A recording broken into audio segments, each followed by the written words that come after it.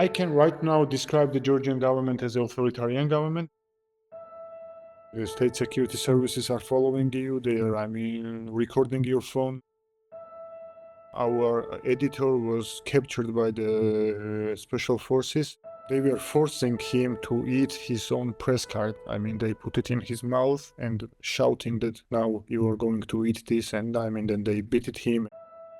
It's the 20th of June 2025, the 205th consecutive day of anti-government protests in Georgia, and I'm speaking on Zoom to the journalist Zaza Abashidze.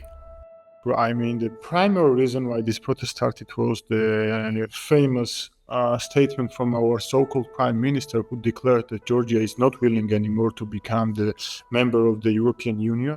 Georgia's ruling party, Georgian Dream, was founded by the billionaire Bidzina Ivanishvili and remains firmly under his control. He's super dangerous. He really knows. He saw how the dictatorship was made in Russia. He was a part of this system. For years, Georgian Dream had maintained a superficial interest in EU membership, while signalling, at the very least, an openness to closer ties with Russia. On the 28th November last year, with the suspension of Georgia's participation in the EU membership process, the mask dropped. Since 2019, Georgian Dream has used first violence and then repressive legislation in an attempt to silence opposition parties, civil society groups, and Georgian independent media. Right now we have this so-called FARA. In Georgia, it does not matter what you are doing or not doing. If you are receiving some money from abroad, then it means that potentially you are a foreign agent, the very same label which Russians are using in Russia. At times, the scale of the protests has forced them to pause or backtrack, but only temporarily. Since November, the direction of travel has been clear, and things are moving fast.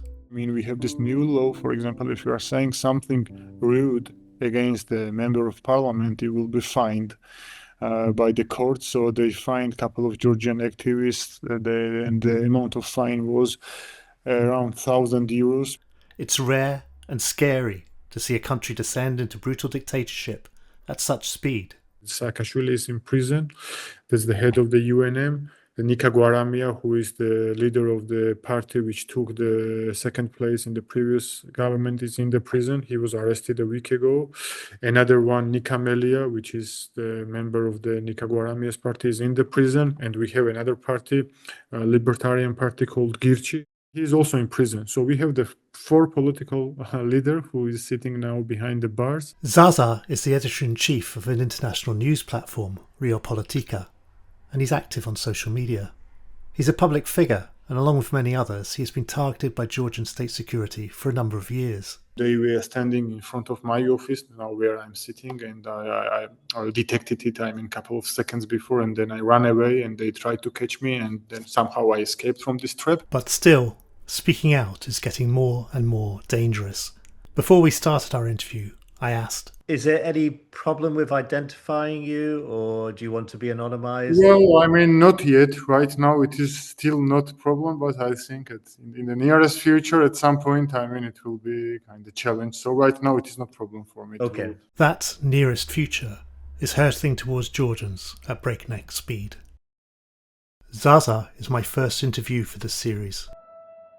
In the 2 weeks following our conversation, 4 more politicians are sentenced to jail for refusing to cooperate with an investigation into the previous UNM government. The Government Communications Commission upholds a complaint from Georgian Dream against 2 independent news platforms for questioning the legitimacy of its rule. Evidence exists that the party's victory in October's parliamentary elections was the result of disinformation and extensive election interference.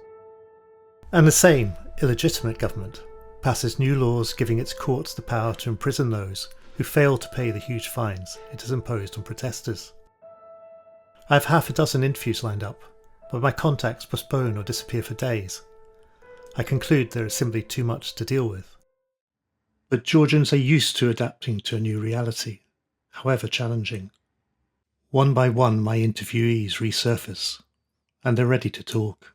Ivanishvili has power, official power. Ivanishvili has all the institutions, like there is literally not a single institution or agency or anything that is not captured by Georgian Dream's regime. Anna Gavarishvili is a journalist. He controls, judiciary system, he controls parliament, he controls government bodies, he has money. We don't have any money. And he has this strong back by the Kremlin. I often say that we are in war, and I mean it. It's an occupation which is invisible. And it's not only the occupation, but also he's trying to show that he's capable of the worst things. Irma Dimitradze is a journalist and communications manager working for the independent media platforms Batamulebi and Netgazeti. When you are in this position where you are trying to prove your loyalty to imperialist or colonialist or whatever you want to call it. Today it's laws, it's cancelling the EU membership bid. Tomorrow it's beating up people like savage. Then it is arresting people. Then that will be torturing people. Tortures have happened, but probably we will see even worse coming.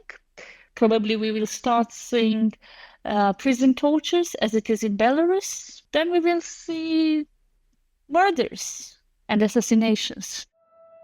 It's really tough times in Georgia because everyone I know is facing some kind of charges from the state.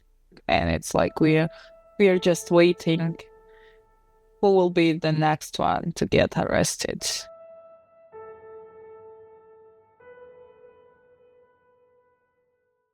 It's a mind-blowing experiment of taking over a country. And it's also a terrible example for others.